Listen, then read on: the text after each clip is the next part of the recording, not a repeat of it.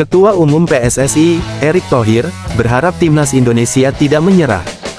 Skuad Garuda harus tumbang dari Jepang dengan skor 0-4 pada lanjutan putaran ketiga kualifikasi Piala Dunia 2026, Jumat.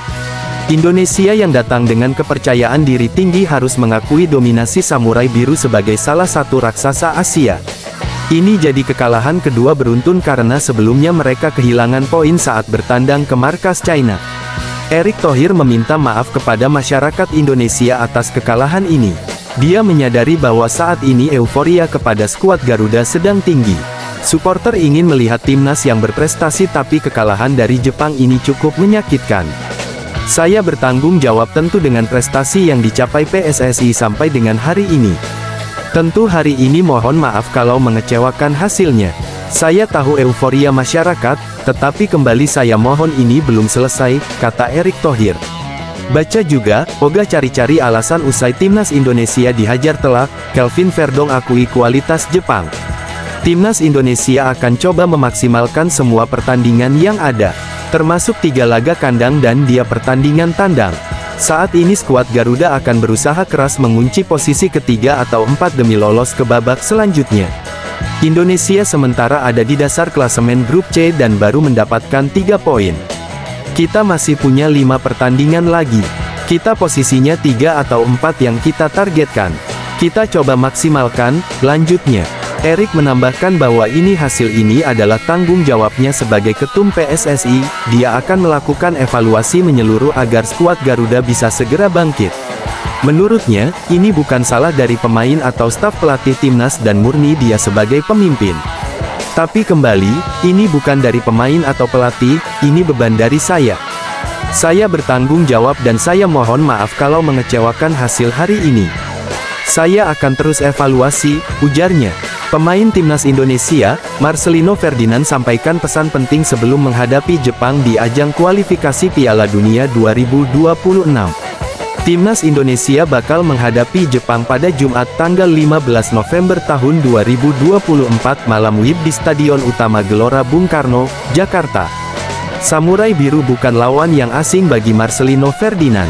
Ex-pemain Persebaya Surabaya tersebut pernah jumpa Jepang di ajang Piala Asia 2023. Kala itu, skuad Garuda kalah 1-3 dari Jepang di laga terakhir fase grup. Namun, situasi mulai berubah untuk kedua tim. Jepang makin kuat di lini pertahanan dan tetap produktif mencetak gol di kualifikasi Piala Dunia 2026 zona Asia. Sementara timnas Indonesia makin kuat berkat para pemain naturalisasi yang terus hadir mengisi titik lemah skuad Garuda. Baca juga, datangi langsung latihan timnas Indonesia, ini kata ketum PSSI jelang lawan Jepang. Marcelino mengakui bahwa Jepang dan Arab Saudi jadi lawan yang sulit bagi timnas Indonesia, namun, pemain Oxford United tersebut menyebut seluruh skuad timnas Indonesia sudah siap menghadapi dua raksasa Asia tersebut.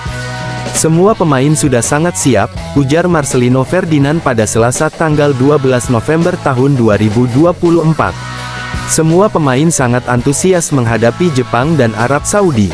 Kita tahu Jepang dan Arab Saudi jadi pertandingan yang sulit.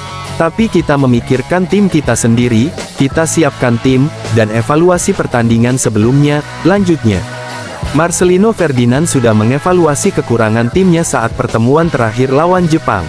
Ex-pemain Persebaya tersebut sudah mengantongi cara untuk meredam permainan Jepang di lapangan. Mungkin butuh adaptasi ya waktu pertama kali lawan mereka, ujar Marcelino. Sekarang kita tahu mereka bermain, tahu bagaimana kita harus bermain. Jadi, kita sangat mengevaluasi pertandingan sebelumnya dan bisa siap di laga berikutnya, lanjutnya. Marcelino Ferdinand mengaku bahwa skuad timnas Indonesia harus percaya diri untuk menguasai bola. Selain itu, para pemain dituntut tidak gentar menghadapi Jepang. Pasalnya, skuad Samurai Biru juga sama-sama manusia seperti para pemain timnas Indonesia. Mungkin kami harus lebih berani pegang bola dan percaya diri saja, ujar ex-pemain Persebaya Surabaya tersebut. Saya pikir sama-sama manusia juga, ujarnya. Pemain Persib Bandung, Kakang Rudianto ingin merasakan juara ASEAN Cup 2024 bersama timnas Indonesia. Kakang Rudianto adalah salah satu dari 3 pemain Persib yang dipanggil pelatih Shin Tae-yong untuk ASEAN Cup 2024. Dua nama lainnya ialah Robby Darwish dan Ferdiansyah. Mereka akan mengikuti pemusatan latihan timnas Indonesia di Bali pada 26 hingga tanggal 5 Desember tahun 2024. Kakang Rudianto bertekad ingin menjadi pilihan taktik permainan Sintayong. Ia juga ingin membawa timnas Indonesia juara. Saya berharap bisa mendapatkan menit bermain dan bisa membantu timnas di Piala AFF, kata Kakang. Saya juga ingin bisa merasakan juara bersama timnas di AFF nanti, ujarnya. Timnas Indonesia selama ini belum pernah menjuarai turnamen yang sebelumnya bernama Piala AFF itu. Skuad Garuda berada di grup B bersama Vietnam, Filipina, Laos, dan Myanmar. Kakang sadar bahwa target juara tak mudah karena lawan yang juga tak bisa dianggap remeh. Tentunya kami akan berjuang sekeras mungkin untuk mendapatkan kemenangan demi kemenangan di setiap pertandingan, ujar pemain 21 tahun itu. Sementara itu, grup A diisi oleh Kamboja, Malaysia, Singapura, Thailand, dan Timor Leste. ASEAN Cup 2024 akan digelar pada tanggal 8 Desember tahun 2024 hingga tanggal 5 Januari tahun 2024. Dua bek tangguh ini punya jam terbang tinggi menghadapi striker-striker elit dunia. Izes pernah dipuji media Italia karena ikut menjinakkan Marcus Thuram dan Lautaro Martinez saat Venezia kalah tipis dari Inter Milan. Bomber AC Milan, Alvaro Morata, juga berhasil dicegah bikin gol walau Venezia dihantam 0-4. Rekam jejak Kevin Dix juga tak usah diragukan. Dalam 17 penampilannya bersama FC Copenhagen di Liga Champions, pemain berdarah Maluku tersebut berduel dengan monster gol macam Erling Haaland, Rasmus Hojlund, sampai Harry Kane. Dix sedang menanti debutnya bersama timnas Indonesia dan dijanjikan Sintayong bakal tampil melawan timnas Jepang. Ketiga pemain itu diharapkan mampu mengurangi ancaman yang disiapkan Koki Ogawa DKK. Baru sekali mendapat godaan dari Real Madrid, Aymeric Laporte yang merupakan teman seklub Cristiano Ronaldo langsung mau ganti identitas. Kemampuan Real Madrid menarik perhatian pesepak bola top sudah tidak bisa diragukan lagi. Real Madrid tengah berada dalam krisis pemain, terutama di lini pertahanan. Manajemen klub tidak lagi bisa mengabaikan masalah ini seperti musim lalu. Carlo Ancelotti harus segera mendapat tambahan pemain demi perbaikan hasil. Real Madrid pun siap berburu bek tengah baru pada bursa transfer Januari tahun 2025. Stok di klub seperti Jesus Alejo, Raul Asensio, dan Jacobo Ramon dianggap belum memuaskan Ancelotti. Los Blancos kehilangan Eder Militao yang mengalami cedera lutut hingga akhir musim. Untuk itu, Ancelotti membutuhkan sosok yang sudah berpengalaman demi mengisi posisi ini. Bek tengah Al Nassr, Aymeric Laporte, dinilai sebagai sosok yang pantas untuk direkrut. Rekan setim Cristiano Ronaldo di Al Nassr tersebut juga sudah menunjukkan respons positif terkait dengan rumor ini. Tentu saya akan mendengarkan tawaran Real Madrid, kata Laporte seperti dilansir bolasport.com dari Kaden SER. Rasanya sangat senang bisa dikaitkan dengan rumor seperti ini, ucap Laporte menambahkan.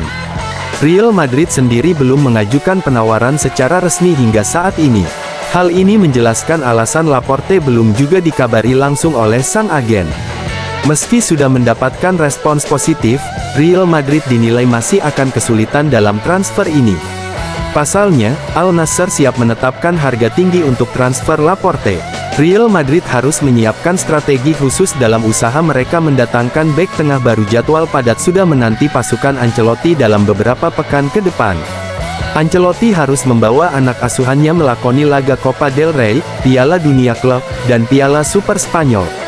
Tanpa kondisi skuad yang memadai, Real Madrid bisa kesulitan menjaga hasil positif.